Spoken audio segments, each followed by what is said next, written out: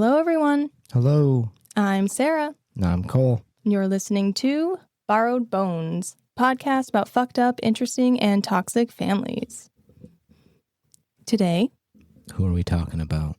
we are talking about the almost first English family in America. Oh, okay. The first of the imperialists. They tried to be, yes. The Dare family. Ah. Mm-hmm. Okay. Fitting name. Yeah, it is. They're daring, I suppose. But yes, the Dare family. And we are starting around 1540s England. Okay. Mm-hmm. So, that's a time to have been alive. yes. Somewhere in the 1540s, John White was born. He's the start of everything here. A guy named John White is probably the start of, imperialists. That's Yes, fitting. I know. These are the times that make me think that maybe there is a God, like as a script writer, because when things are just too on the nose. Johnny White Man came to America and pissed on everything. Well, maybe it's so obvious to us today because the people with these names are the ones that did it. Yeah. They were the trendsetters. Milk toast trendsetters. Ew, milk toast? Yeah, boring, dull. Like, Ugh, yeah. John White is about the most boring name you can have, right? Yep. John Smith and John Yeah, White. John Smith did a lot around this time, too. Yeah, like the two most boring names to have. Yes. So going back to John White with a at the beginning, we don't really know anything about his early life. It's 1540s was when he was born. No one cared unless you were nobility. Right. And then we're fast forwarding to 1566. John White is now married and he has 2 children. He has a son and a daughter, Thomas and Eleanor. Thomas passed away at a young age, but Eleanor survived to adulthood. John White is first mentioned in historical record in 1577. So now we're jumping about 10 more years ahead. All right. What context does he appear? He made detailed paintings of Greenland and Baffin Island. Oh. John was an artist, and he specialized in watercolors. Oh, okay. He was doing the paintings in Greenland and Baffin Island because he was asked to go on an expedition with an English captain and privateer. Okay, so he's like contracted. Yes. As a scientific exploration or, geographic exploratory mission. Yes. Yeah. Now, John is next seen on record in the 1580s. He was part of Sir Walter Raleigh's colonization attempts in the 1580s. Oh. He was hired to paint the New World. A whole new world. New to the whites. Yes. It's new to us. Yes. Yeah. With 600 men and 7 ships, they set off to sail. They set sail. They set sail. It's April of 1585. Their goal was to establish a military colony as well as a privateering base. They wanted to name it the City of Raleigh. Okay. So North Carolina is where they end up? Okay. North Modern Carolina. Day will Yep. be, They also brought along 2 Algonquin translators, Manteo and Wanchese. Okay.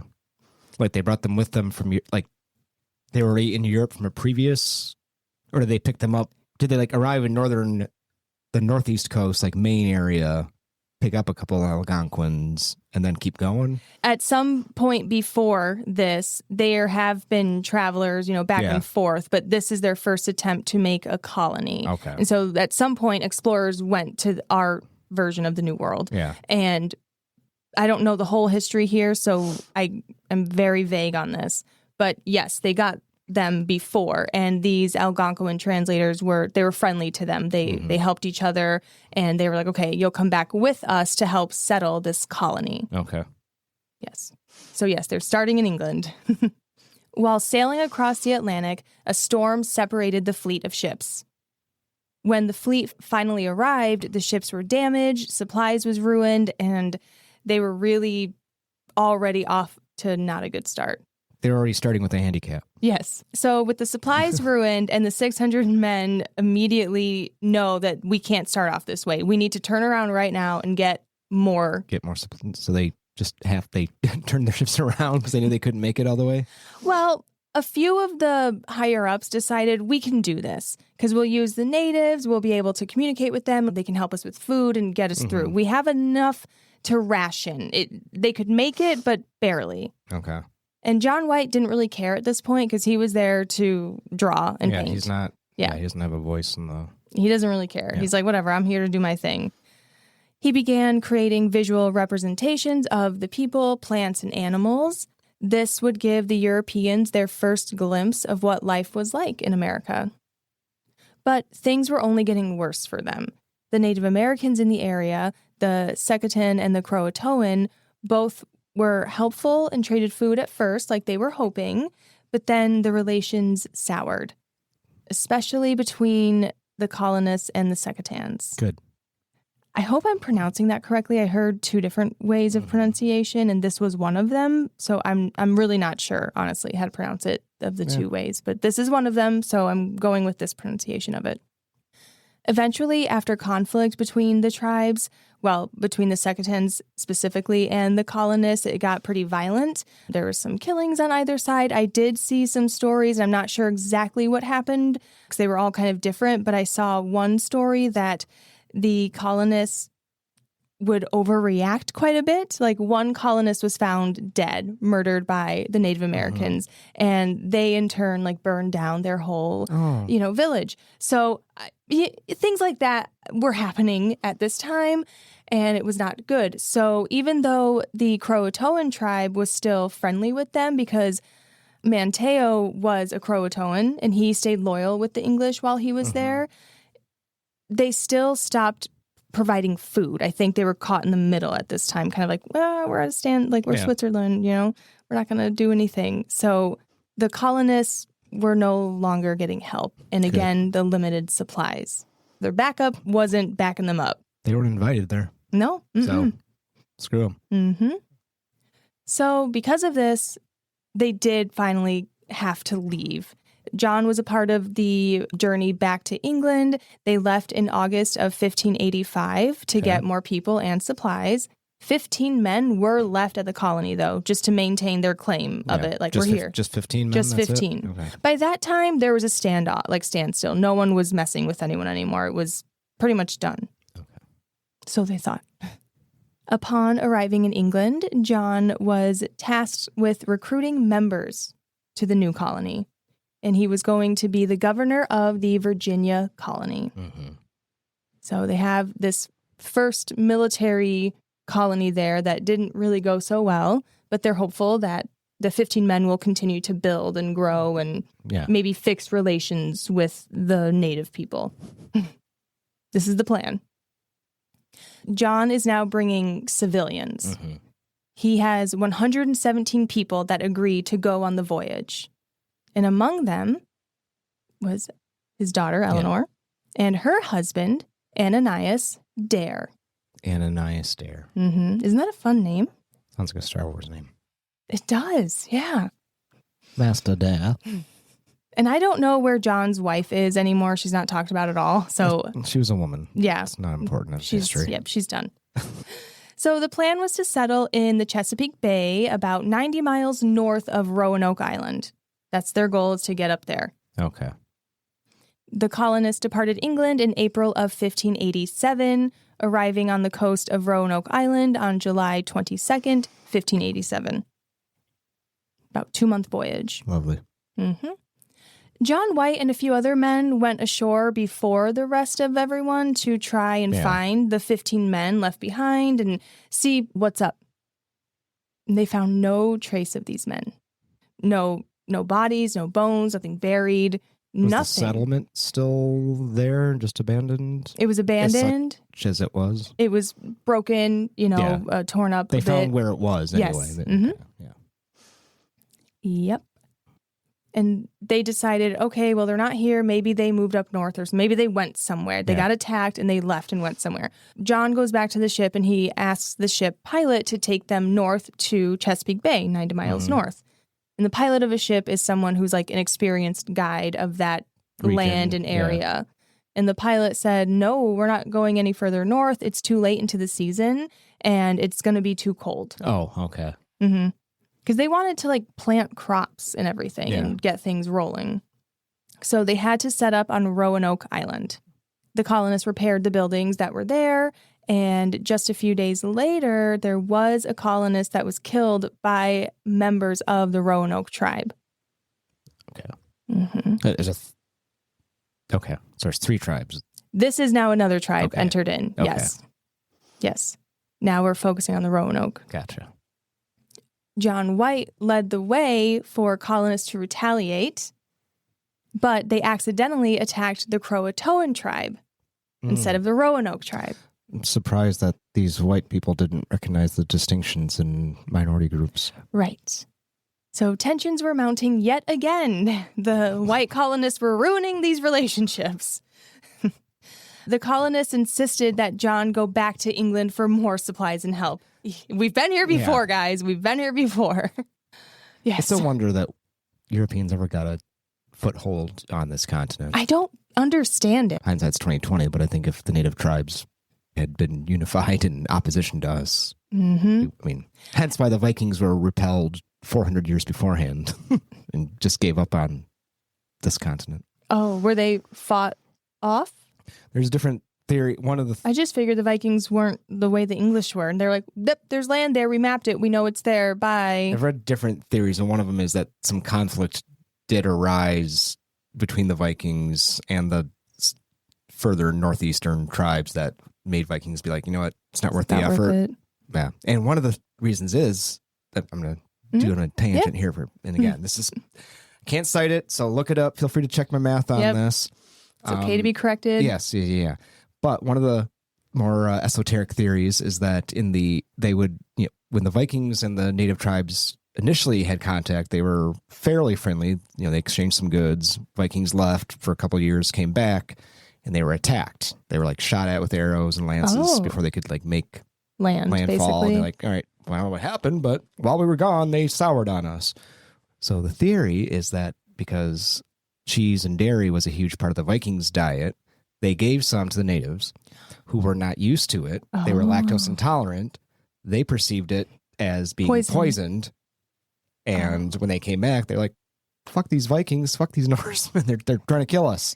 Wow. And to them, they're like, we weren't trying to kill them. Obviously they had no idea that different diets in different parts of the world would react differently. Wow. Yeah, that is interesting. Again, this is a speculative one, but well, I think is interesting. Learning about this, I don't understand why the English tried so hard to colonize this. I don't get it, because there were so many failed attempts. Like there really were. And I think we just kept coming. Yeah. It's like ants locusts. being murdered by ants. Yeah. They're just locusts. Mm-hmm. Well, so John had to go back to England for more supplies and help. However, he was reluctant to do so because his daughter, Eleanor, just had a baby girl named Virginia Dare, born August 18th of 1587. And we know this because she was the second person baptized in America. Who was the first? Some other person, I don't know. But she was the first born. Yes. Okay, so like an adult was baptized? I think so, yeah. Okay. It was. I think it was a Native American. Oh, okay, yeah, gotcha. Yeah, okay. Yeah, makes sense. Yeah. All right. But she was, so we have like a record of her. And she was named after the new colony, Virginia. How hopeful they are. Woo, it's like a jinx. Yeah. Well, hope will get you killed. Well, and the thing is they landed July 22nd. Virginia was born August 18th. Oh, so she was pregnant. So Eleanor was like trip. 7 months pregnant because it took 2 months of a journey. Yeah. Like, holy shit. Must have been some rough morning sickness on I mean, boat. Who knows? Oh my God, I'm surprised she didn't have the baby on the boat. So that's pretty amazing. But yeah, so John did not really want to leave because his granddaughter was just born. She was only 9 days old when John left for England. Gotta do what you gotta do. Mm-hmm. So now let's talk a little bit about Ananias and Eleanor. Okay. They probably married in 1583. We don't know for sure. Somewhere in the early 1580s. Ananias was a tiler and a bricklayer. A Tyler? Like tiles. Oh, okay. I don't know how to say that Gotcha. without the Right, accent. Yeah. I was thinking like the name Tyler. Like, what does that mean? Yeah, Like, no. Okay. Tiler. Yes. He laid tiles. Yes. Okay. And a bricklayer. Bricklayer, yes. Yeah. He belonged to a guild in England. This was the Bricklayers Guild. Okay. Which was a higher up thing in England. This offers evidence that he's of a higher social status. Probably like the early Masonic guilds. The Freemasons today, it all started with what was essentially an early labor union of literal stonemasons. Oh, nice. Okay. They called it a guild. Yeah. That's the Stonemasons Guild, the Bricklayers Guild. And then it eventually just evolved to, Freemasonry being its own fraternal entity, close society, but it started as a literal like labor union, we would call today. Interesting. Okay, so yes. So it's like all these guilds were starting. Okay, well, he was a part of that. In the early days. Yes. Ananias was also one of the 9 assistants that were granted a coat of arms when sent to Roanoke Island. Obviously, he went to Roanoke with his wife, Eleanor. We don't really know much about Eleanor other than she's the woman of all of this. Yes. Woman in history. I don't know anything else. Was your Cleopatra or, Joan of Arc or something? Or Ananias was most likely given a leadership role for the new colony. His name did fall third on a list of the colonists for Roanoke, which, given English tradition, they do put things in order of importance. Mm-hmm. This was interesting, though. Ananias left a son back in England. Yeah. And he was like legitimate, I guess, but he wasn't Eleanor's son, most likely. I guess we don't know definitively, but he didn't come with them. So we know that his son, John, existed because the son, John, was able to acquire Ananias's property after not hearing or seeing him for 7 years. That was the time frame of declared dead kind of thing. And he was granted his property. So it's a pretty strong argument of that's his son, The English government felt like it was. So yes, together, Ananias and the very pregnant Eleanor and her father, John White, were off to the New World. Now we're up to speed. Mm-hmm. John White, as we know, had to leave to get more supplies. As he's on his way back to England, his ship runs into very rough waters, bad storms, damaging his ship severely. Like he barely made it back. He does land in Europe in October of 1587. Okay. John quickly finds and meets with Sir Walter Raleigh, and he wants to also meet with Queen Elizabeth because he's like, hey, I need to get another ship to go back to Roanoke with supplies and more men. We need to go back right now. But at this time, tensions were rising between England and Spain, and they finally reached a breaking point. The Spanish Armada was gathering to attack, and England had no navy at this time. Or they had a small one or something. I don't know exactly. I don't know 1500s England that well. But Queen Elizabeth said all ships need to be used to defend England right now. All of them. So, John, you're not getting a ship. Yeah. Sorry, you're stuck. Who cares about Roanoke right now? We're worried about Mama England, the motherland. It wouldn't be until 1590 that he would find a way back to Roanoke. So 3 years. 3 years. John found passage on a privateering ship. They agreed for him to tag along. And on March 20th of 1590, they left. They made stops along the way, so it took a little while for them to get back or get to Roanoke. But they finally dropped John off on Roanoke Island on August 18th of 1590, which ironically is exactly Virginia's 3rd birthday.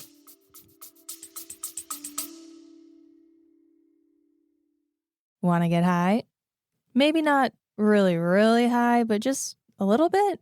Just take the edge off? With Good Feels, you can do just that.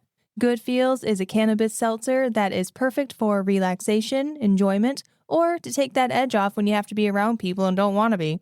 I feel that. Good Feels Cannabis Seltzer is sugar-free and made of high-quality, natural ingredients with flavors like blood orange, grapefruit, and pineapple mango. I finished a 6-pack of the pineapple mango and loved it. Not in one sitting. It was throughout the week, of course, but it was very nice to have one after I got home instead of alcohol. That's going to make me dehydrated and not feel so good the next day. This was a way for me to unwind, relax, and it was not too crazy where I'm stuck in the couch, but just enough to where I could watch a whole movie without being too distracted. If you're not into carbonation, no worries. Good Feels has you covered with mood boosters. These are drink enhancements you add to your water, controlling the amount of THC in your drink. I'm currently sipping on water that has been enhanced by the lemonade flavor, and I've got to tell you, it's pretty nice. Go to shop.getgoodfeels.com today and use our promo code BONES, BONES, to get 20% off. That's shop.getgoodfeels.com, promo code BONES. And remember, you got to be 21 to buy it. Shop.getgoodfeels.com, promo code BONES. Maybe, if she's alive. It would have been. Yeah. When John went ashore to see his family and the colonists, he found what looked like a fort kind of made up. He's having deja vu of... Yes. Like, this guy keeps losing his people. Yeah. There was a fence of wood, iron forming around, making like an enclosure, looking like a fort. There were houses missing. They weren't really missing people. They literally tore wood from the houses to make this fort. Okay. So they're scavenging. Yep. There were no people found, nothing. There weren't, again, no bones, no bodies, nothing buried, no evidence of really what happened other than this fort. But there were a couple clues. There were the letters C-R-O carved into a tree. And then the word Croatoan carved into a post that was a part of the fort. So John thought that this meant the colonists relocated to the island of Croatoan, which is modern day Hatteras? I don't know. I didn't know that. I've never heard of that, actually, and it's in our country. There's a lot of islands all over up and down the East Coast that, There's that one island, I think it's off the coast of Virginia. It's super isolated and like there's still British accents by the natives. That's awesome. Yeah, I have to look it up. I read about it like a few years ago. Like there's this one isolated, like that still has the trace of an English accent because they've been so isolated, and it's like the last trace of an English accent in continental U.S. I wonder if it's like Old English though.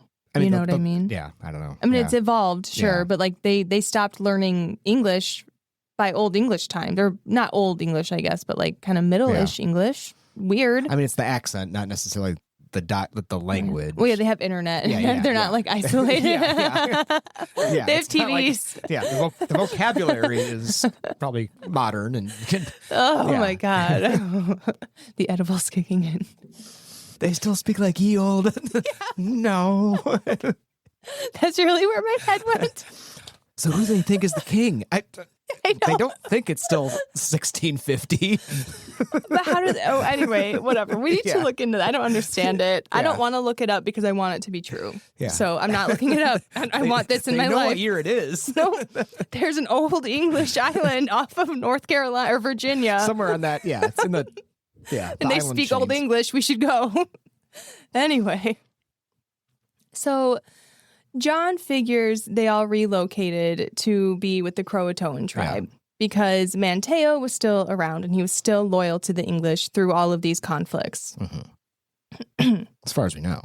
There's always like these gaps in the historical record that like they take for granted. I'm like, but even as documented as it is, there's still like 2-year gaps sometimes. And like, you don't know. Mateo could have been walking under a tree and a branch fell and killed him, and we just, life still happens. It's like, oh, well, he was here. Well, he was here when you left 2 years ago. Right. He could have scratched his arm and gotten an infection and died of sepsis 3 days later. Like, it could have been anything. Yeah. You have no idea. Right. Well, here's the story. John is thinking, because we do have the words Croatoan. Yeah. So he's taking that and inferring that Manteo took them to his tribe and his people. The other Native American that came with them, Wanchese, he, through all the conflicts, does turn on the English and sides with the Native Americans. Good for him. So that's the split there. Keep that in your back pocket. Good for him. Yeah, I know. I kind of felt that way too. I was like, man, get it. So John wanted to go take the ship up to Croatoan Island. He's like, well, obviously, That's let's the go only lead we check got. it out. That's- Yeah. However, there was a hurricane coming and the ship, they still tried to go and the ship was blown way off course. And according to this, the next time they saw land, they were off the coast of Spain. A hurricane blew them across the Atlantic Ocean? Sure. Yep. Sure. Why not? Maybe they were pushing the Bermuda Triangle and a gap, a lacuna in space-time opened and transported them. I saw multiple sites that said this, and then I saw one that said maybe they got blown to the Caribbean islands, but either way, I think there was some type of a storm that blew them off course. Maybe they meant like Spanish-controlled Caribbean islands, like not mainland, actually like Iberian Peninsula of Spain, but maybe like some Spanish plantations and the sugar plantations or whatever. If those were, I mean, I don't know exactly what was going on at the same time, what Spain's interests were in North America at that time, but they were in maybe Florida. they meant that. Maybe they, so maybe they just got pushed to Spanish territory. Yeah. I don't know. Either way, they got blown off course. I like to think like a Looney Tune style of like blowing all the way to Spain. Wound up in Alaska. What? How? What? It picked you up and took you over the North American continent? But either way, the ship does arrive back in England in October of 1590. All right. Very little is known about John White after his return to England. Oh, so they never actually went to Croatoan Island? So they just... That was it. Yeah, they never actually went to the island to look. So he wasn't that concerned about his family. We know very little about John White after his return to England. I tried, but fuck it, the wind was blowing too hard. So I just decided, screw it, I'm going all the way back to England. Well, we do know that he moved to Ireland and passed away in as early as 1593 or lasted until 1606. Yeah. But that's it. Okay. So he ends up in Ireland and that's where he settles and ends his life. He didn't end his own life, but whatever. You know what I mean? John did, though, write a journal. And he also wrote a letter, and he sent the letter and journal to a man named Richard, who would then later publish them. In John's journal, he writes about the lost colony, and he mentions that between him and the colonists, there was a secret token agreed upon. It was said between them that if they left, they were to carve into a post, tree, door, anything, indicating where they are. Okay. Also, if they were in distress, he told the colonists to carve over the letters a cross, like a religious cross, in a certain form. It was like a certain way. And he says in his journal that he did not find any signs of distress. There were no crosses on top of those letters. It's always possible someone was killed before that could be done. Exactly. Right. You don't always get to sound the alarm when you're killed. Right.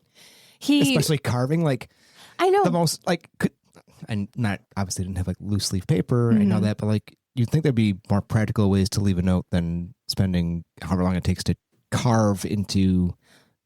Well, they probably wanted a more of a permanent way to keep a note, but I don't imagine being under attack and chiseling and carving. And the way it said is that the bark of the tree was stripped first. Mm-hmm. So they cleared an empty space on the tree or on the post, and then they carved into it. And then the other tree had CRO. Right. They start and then be like, oh, I fucked up. I misspelled it. Let's start over. I was wondering the same thing. I don't know. We don't know. We don't know. So even kind of like what we're surmising, even though there was no cross over the letters, he was still concerned with how the houses were taken down, how the fort was created, and everything was pretty overgrown as well. So he knew it had been a while. There was a little bit of supplies that was left. The maps. Oh, John White also did mapping for the area too. I don't know what that profession is. Calligraphy. Cartographer. Cartographer. Yeah. Yes. Yeah. I knew it started with the C. But yes, so some of the maps that he drew up were spoiled by the rain, and he also found that he had armor that he left there that was now rusted through. Okay. So it's been a little while since anyone's been at this It's been exposed colony. to the elements for a few seasons. So what happened? That's what John White writes in his journal. He doesn't really go on to... He doesn't give the conclusions. He's just, this is what I saw. This is what I saw. Infer from it what you can. His thought is that they went to the island. He does lean that way. I don't know how much he believes it. You know, that's what I would believe if I were him. But it seems like the new structure that he found there was made for a defensive, right? Which implies a siege. Mm-hmm. Even though there's no bodies found, but again, if it happened if it happened a year before you got there, bodies could have been disposed of. I mean, who knows? Who knows? They could have just been thrown in the water. Yeah. Who knows? This is all so long ago. Yeah. I have no idea. However, there are a few theories and legends and myths surrounding this. So this is the fun part. Local legend says that the colonists survived and they lived with the Croatoans. Mm-hmm. Assimilating, intermarrying. People have said that early on, other colonists would see little blonde hair Native Americans or like a Native American with blue eyes. And that was evidence to them that, they did it. Yeah. But who knows? Because it wouldn't take very long for the blonde hair and blue eyes to be out of that if the majority of people have brown hair and brown eyes. So it would take a couple generations. That's about it. But there's only 20, 25 individuals. I don't know how many. Right. Yeah. You're starting with that compared to however many thousands. Croatoans, right. It's going to get filtered out pretty quickly. For the most part. Yeah. So legend has it that some people have seen Native Americans with blonde hair, blue eyes. Who knows?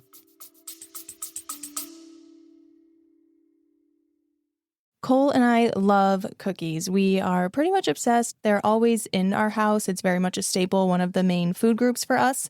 However, I am not the best cook. I can't bake to save my life. I did discover Molly B's cookies that are shipped right to us. They stay nice, soft, and moist as if they have been baked right in my kitchen. Molly B's cookies are very creative and unique with flavors ranging from triple dip, a triple chocolate chip cookie with sea salt flakes, to their hot mess cookie with mango, white chocolate, and flamin' hot Cheetos. I was not brave enough to get the hot mess, but I did try the triple dip and it was amazing. I personally really like the Molly B's Boba Doodles. These are little bite-sized cookies and they're great for on the go. In these Boba Doodles, they do have a burst of boba in every little cookie. Check out mollybees.com and grab the treat that's right for you. You can use our promo code BONES, BONES, at checkout and you'll receive 10% off. That's Molly Bees, MOLLYBZ.com, promo code BONES.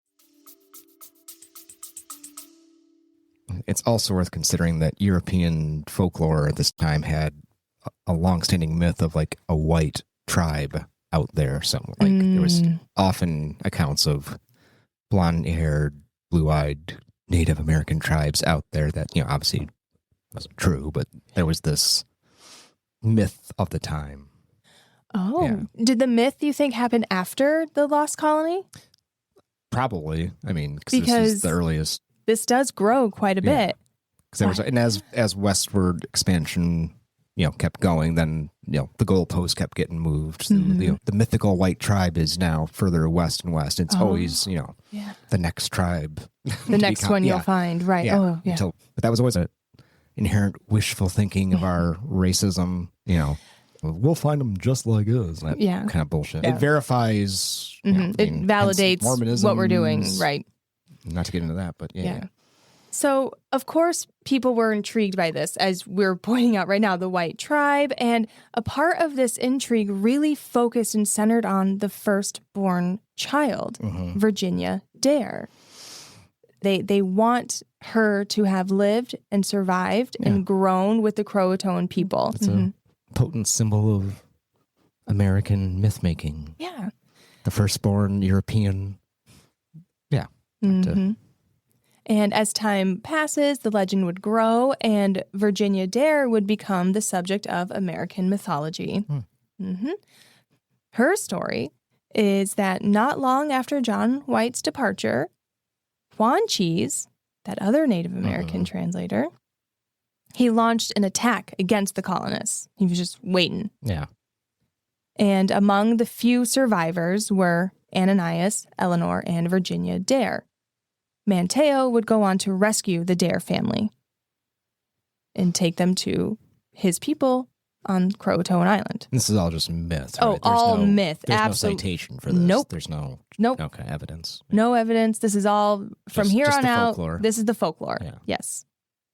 According to legend, Virginia's parents died soon after this, and Manteo and his people cared for Virginia. They would call her Winona. Ah. Yeah. Winona Judd. This is Winona Judd's origin story. From the Judds, country singer. Never mind. I don't know. Cut that. No. It is said that Manteo taught her the ways of the forest and the land as she grew into womanhood. I used to the ways of the Force. I'm like, Oh, the ways of the force. Yes. yeah. This is getting a little too much into the magical, Yeah. bullshit. So now we're going to take a big leap into the future. We have American author Sally Southall Cotton. Okay. What you? This is 1901. Oh, all right. And she's from the Virginia area. I forgot exactly where, but she's from the area, Roanoke area. Chesapeake. Yeah. Area. North Carolina, all there. And she writes a book-length poem about Virginia Dare in 1901. It's titled The White Doe. In this story, there were many Native Americans that competed for Winona, or Virginia. Winona chose a very handsome man named Okisko. And there was another man that was also wanting her love, but he was rejected, and he was a witch doctor. He was very mad about being rejected. He didn't like it, so he cast a spell on Winona, turning her into a snow white doe. Over the years, the white doe was said to be seen gracefully moving about the landscape of the island. Sometimes the doe would be seen looking out at the sea as if waiting for John White to return. Erstwhile, the heartbroken Okisko, he sought to reclaim his lost love, and so he consulted a mighty medicine man for help. The medicine man told him to forge an arrow out of a magical oyster shell. Okay. And this magical oyster arrow, once it would strike the doe, she'll turn back into Winona. Okisko is now armed with this magic arrow, and he goes out to hunt for Winona. Sounds weird. He sees her bounding through the forest. He shoots the arrow, and he hits the doe. He runs over, she falls to the ground, and upon transforming back into Winona, he realizes that she's dead. Winona was also struck by a silver arrow that was shot by the witch doctor, killing her. Okay. So they were shot at the same time. Nice. Okisko buried Winona in the middle of the fort that was abandoned by her people years earlier so she could be with her own. Cute. It's said that people can see a little, like a white doe running around. Even well into the 20th century, hunters would come out of the forests of Roanoke Island with tales of a strange deer that eluded them in the wilderness. And it would suddenly, in the darkness of midnight, they would see it, and then it would vanish into the mist as dawn approached. There's the story of the Dare Stones as well. Okay. Okay? I'm guessing these are some kind of relics that were found at... This, I think, has a little more validity to it. Okay. Obviously, the poem, we know that's just fake. Yeah, she just... But we don't know for sure if they did go to Croatoan Island or not. That still is just what people are hoping because of what was carved into the tree and into the post. The mystery of the Dare Stones. There was one stone, like a big stone, found in the summer of 1937. 1937? 1937. Okay. Yes. We've jumped ahead again. Yeah. The stone was found by a California tourist named Lewis Hammond. He was in the area. And the stone had Old English written on both sides of it.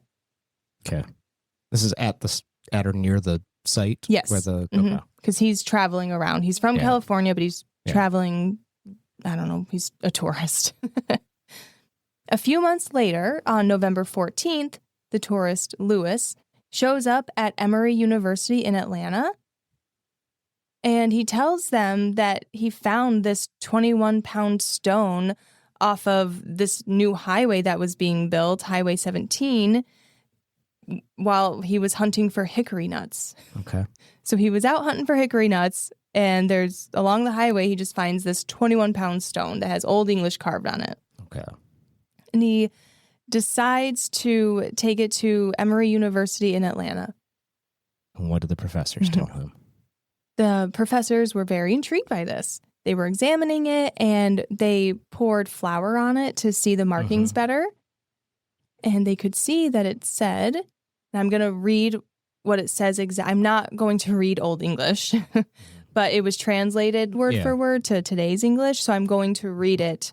It starts with like, "What's up, bitches?" Yeah. It was brought into the common vernacular. Yes. The first side says, Ananias Dare and Virginia went hence unto heaven 1591. So John White left in 1587. I think so. Right? Yeah, because he didn't come back until 1590. That's right. She was born in 1587, right? Yes. Okay. Yeah. Mm-hmm. So this stone, if this was carved, it's 1591. So they lived quite a few years. Yeah. John White came, and he could have found them had he kept able to look. Like they were alive. They were alive. Blown to Spain. Yeah. Right. Yeah. Blown all the way to Spain. Yeah. Yeah. So after that, the next line says, any Englishman show this rock to John White, governor of Virginia. Mm-hmm. Oh, yeah. John White was going to be the governor of the colony, too. Did I say that? Yeah. Okay. On side 2, it says, Father, soon after you, for England, we came here. Only misery and war for 2 years. Above half dead these 2 years, more from sickness, being 24. Do you understand what this is saying yet? They're. What do you think? They were beset by misery and war. Yeah, okay. And were attacked, and it fucking sucked to be here. Yeah. There's more. A savage with a message of a ship came to us. Within a small space of time, they became frightened of revenge and ran all the way. We believe it was not you. Soon after, savages said the gods were angry. Suddenly, they murdered all, save 7. Okay. My child and Ananias, too, were slain with such misery. Oh, so it's claiming the author is Eleanor. Yes. If she says, my child and... Yeah. Yep. And then she says, buried all near 4 miles east of this river upon a small hill. Names were written all there on a rock. So she's referencing burying them. And then there's another rock over there with their names carved into it. Then she writes, put this there also. If a savage shows this to you, we promised you would then great plenty presents. So basically, they'll give you presents. If you find a white guy, an Englishman running around, you show him this rock, he'll give you whatever you want. Yeah. And then at the end of it, it was signed with the letters EWD, thought to mean Eleanor White Dare. Basically, she's saying, half of us are dead through fighting, conflict, disease. Here's a rock. We lasted this long. A few people are buried over here, whatever. My first thought is it's too good to be true. If it sounds too good to be true, it probably is. Right. And it's so on the nose of like, oh, here we found the missing link, the Holy Grail. Like, oh, wow, it's exactly what you'd want to find. Exactly the what Holy you'd want. Grail, yeah. Like, yep. People at the time were skeptical because in the area, it was being celebrated the 350th anniversary of this. They were very big into the Virginia Dare lore, and it was a 350th anniversary. Yeah.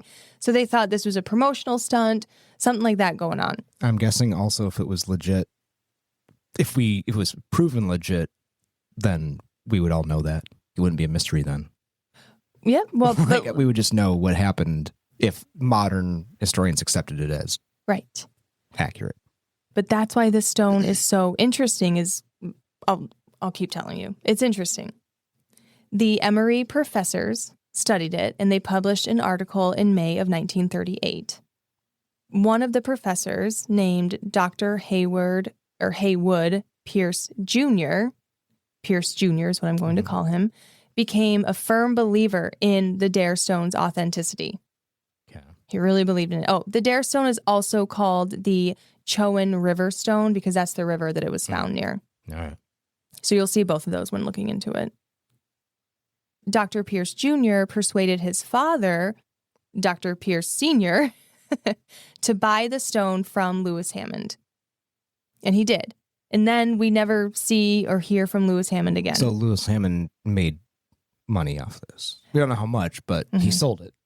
Well, yeah, but Not that he didn't intend to, though. It was offered to him. He didn't say, "Hey, I'll sell it to you." But he did sell it. I mean, there's a whole cottage industry of historical fakers. Yeah. You don't have to say, "I found it, I want to sell it." You expect that someone's going to make the offer. It might be offered to you. Like, true. You don't start with, "I got this for sale." It's, "Look what I found." And collectors or historians are going to come out and start bidding. Yeah. Yeah. Maybe. I don't know. There's nothing known after this of him. The traveler is gone into history, never to be seen again. So I'm not sure. And I don't know how much he got for. How much he sold the stone for. Dr. Pierce Sr. was the owner of Roanoke College in Gainesville, Georgia, which is now Roanoke University. And this is where the stone still resides. Okay, I was going to ask. So it's still at this university. Okay. Yes. There's multiple stones at this university, though. Mm-hmm. Pierce Jr., having read what the stone says, is like, there's a second stone mentioned. And if we can find that second stone, then it helps to authenticate this first one. Yeah. So he offers up a $500 reward for the second stone. How many people come? Yeah. Does more than one person try to claim it? So I looked up what $500 was in 1938. Mm-hmm. $11,200 today. Wow. If you're 88 and older, which there are some people alive today, a lot that are 88, you remember, like there are people alive today with memories of $500 cost value worth of $11,000. You remember it. Anyway, But you asked if there were a lot of people that brought in stones to get this $500 reward. You're going to get multiple people coming forward. It's just going to happen. There was one man specifically that really had a great string of luck and found a lot of stones. Yeah. His name is Bill Eberhart, or Eberhart. I don't know how to pronounce it, but I did see in one of the sources that he worked in like a quarry, or he was a stone something. He worked with stones. Oh, so he knows how to make fakes. Yeah. And I think he found 42 stones. Damn. And he would end up making $2,000 off of this. What? Yep, that's $45,000 today. So this Professor Pierce, he just there wasn't a condition of they must be valid to collect the reward. It was just bring me a rock. Well, there were 42 stones total. So he didn't get paid for all of them. True. Pierce knows we're looking for one stone, right? And he pays for at least 4 of them if they're $500. Mm-hmm. So he knows that in the best case, he paid one guy for 3 fakes. Yeah. So if the guy's okay. Yeah. I think that since this Bill person is a scam artist, the way you're saying, maybe he's telling the doctor, I'm not letting you run tests on this. I don't want you to ruin it until you buy it. So maybe the doctor's like, fine, I'll buy these 4. Yeah, which is stupid. But it was stupid to put a reward on this, too, because you're going to get fakes. That's just how it is. So maybe the doctor knew he was going to get some fakes and is just assuming. But yes, a silly time. According to the other 42 stones that were found, the survivors of Roanoke journeyed southwest, and they went more towards like South Carolina, Georgia. They go on to say that Eleanor and 6 survivors found refuge with the friendly Cherokees, and that Eleanor married a Native American chief in 1593. She then gave birth to his daughter and named her Agnes. Ew. Yeah, I know. And then Eleanor died in 1599 in a cave on the Chattahoochee River. Good for her, I guess. These were all debunked. All 42 of the stones. The words weren't correct. Like the language that was used didn't match. You didn't even have to study the stone itself to know that this person that wrote it wasn't from that time. I'm sure the professor still got tenure. Yeah. However, the first Dare stone, the authenticity is still debated today. We don't know. The last time it was tested was in 2016 at the University of North Carolina in Asheville. The geologist there said that the weathering of the stone did match the age that it should be from. Okay. But others said that the weathering could have been artificially done. Yeah. But then others argue that the Dare stone was found in 1930s, and to do that type of artificial weathering, that wasn't possible to do at the time. So scholars are split on this. I don't know. Scholars are still split on the Shroud of Turin, which is an obvious fucking fake. The what? The Shroud of Turin that supposedly wrapped Jesus. Yeah. Wrapped the white Jesus that we've assumed he would look like. That the actual garment or the actual robe looks like what he was later painted to look like by white people. I think with things like that, and maybe this is falling into that category as well, you can't definitively say it's not. Yeah, you can't say it's not. Right. And that's the same with this stone. Yeah. I do find it interesting that the outside of it is weathered the way that it should be. However, who's to say this traveling California person was in the area, learns of the lore. It is the 350th anniversary, so it's everywhere. Yeah. Maybe he decides to chisel it in, but he has to be really good at Old English. He has to know how to speak that way, because that's not debunked either. The writing is correct. Yeah.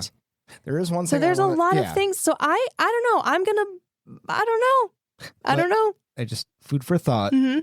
There's often, when it comes to hoaxers, there's like this catch-22 of, we assume the hoaxers are also going to be lazy too. Like the best hoaxers are going to do their research. I might even say in this case, but in general, when documents are possibly faked, and the arguments be, well, who would do that? Well, if you're a faker, if you want the hoax to pass, you would. Thanks, Saul Goodman. Yeah. If your whole thing is, look at this artifact I found. Like, well, it seems authentic, but who would take the time to write it in the lexicon of the era? Yeah. Someone who wants it to pass convincingly. I mean, I don't know what this stone looks like. I don't know what the actual stone material, if it, granite or basalt, whatever the stone is, but who knows? If you have sandpaper and you just scrub it for I have no idea. I don't know what the substance is. I don't even know how to carve into normal stone for it to last years and years and years and years. Yeah. I don't know. I don't know anything about it. But it is interesting that it's debated and it can't be found as a fraud. It can't be definitively stated fraudulent. Yeah. I just find that very interesting. I do too. Leads me to believe that maybe someone survived something, because there's 3 different carvings, 2 at the site in the wood, and then this rock now. But who knows? Yeah. I don't know. Ultimately, we'll never know. Yeah. We'll never know. Unless there was some genetic testing done on descendants of whatever current living descendants there are of the original native tribes in that area. If you could go back human genome style. There is, yes. There is. It's called, I forgot what it's called. I saw this very quickly though, but this also comes up inconclusive. There are some promising leads, I guess. It's called the Lost Colony DNA Project, someone of those. Yes. Lost Colony Project, Roanoke Project. I only saw that at the very end. I honestly found out about it today, so I couldn't really research it too much, but there is something with that, and I think they're looking, again, my quick scrolling of it, I didn't see that anyone definitively said, yes, we are linked to that. And even if a little bit showed up, that would be enough. I would say that doesn't necessarily mean the whole tribe or the whole colony was absorbed. Just the occasional fluke cross-pollination, for lack of a better term, doesn't mean the entire colony was absorbed. That's true. We could have just had 2 people that did their own little Romeo Juliet thing. Who knows? Here and there, it doesn't mean complete absorption. Right. So yeah, who really knows? I don't, but I find this interesting. Yeah. And I wanted to do this in lieu of doing a pilgrim one since it is November. Oh, yeah. So Thanksgiving will be right around the corner here. And so I find this a little more fitting as a Thanksgiving story. Yeah. It shows kind of the true nature of everything. And then, yes, it was what? Oh my gosh, when did we get here in Jamestown? 1607? That sounds right. And that went smoothly as well. So, okay, happy Thanksgiving in a couple of weeks. I don't know when I'm going to throw this, but yes, happy early Thanksgiving. Anyway, remember to follow us on Instagram at Borrowed Bones Podcast. Also, rating and reviewing us really helps us a lot.